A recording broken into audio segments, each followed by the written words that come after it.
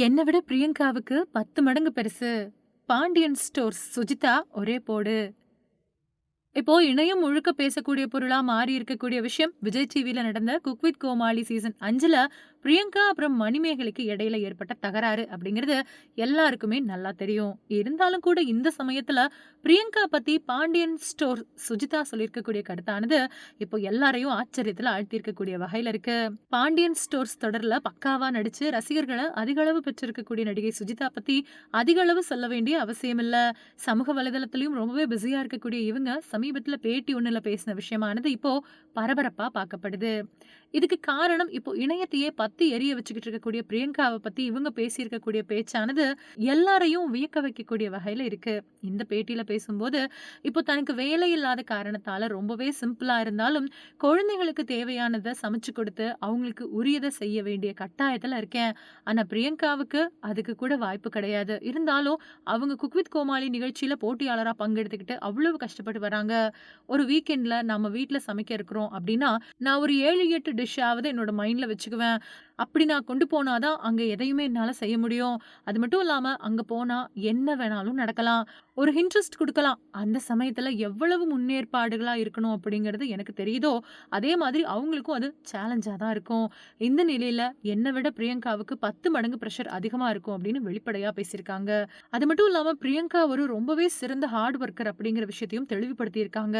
இந்த விஷயம் தான் இப்போ இணையத்துல வேகமா பரவி ரசிகர்கள் மத்தியில பேசுபொருளா மாறியிருக்கு.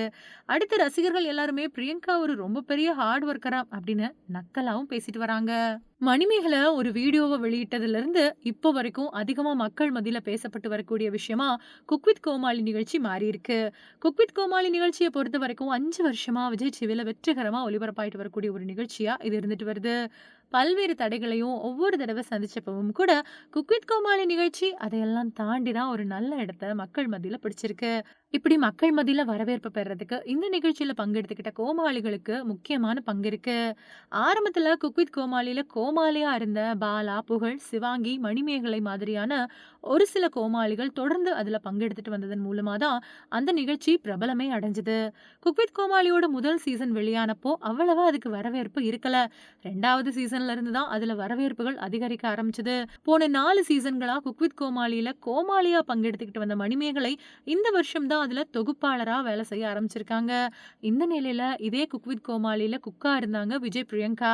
விஜய் பிரியங்காவை பொறுத்த வரைக்கும் அவங்க நிறைய நிகழ்ச்சிகளை விஜய் டிவில தொகுத்து வழங்கிட்டு வராங்க. இதனால அவங்க தொடர்ந்து மணிமேகலைக்கு தொல்லை கொடுத்ததுக்கு அப்புறமா மணிமேகலை தற்சமயம் குக் வித் கோமாளில இருந்து விலகி இருக்காங்க. அதுக்கு பிரியங்கா தான் காரணம் அப்படிங்கறத அவங்க தெரிவிச்சிருக்காங்க. இந்த நிலையில மணிமேகலைக்கு ஆதரவா நிறைய பேர் குரல் எழுப்பிட்டு வராங்க. இப்போ இத பத்தி மாதம்பட்டி ரங்கராஜனும் பேசியிருக்காரு. அவரு சொல்லும்போது ஆரம்பத்துல இருந்தே பிரியங்காவோட சில விஷயங்கள் சரியில்ல அப்படின்னு எனக்கு தோணுச்சு.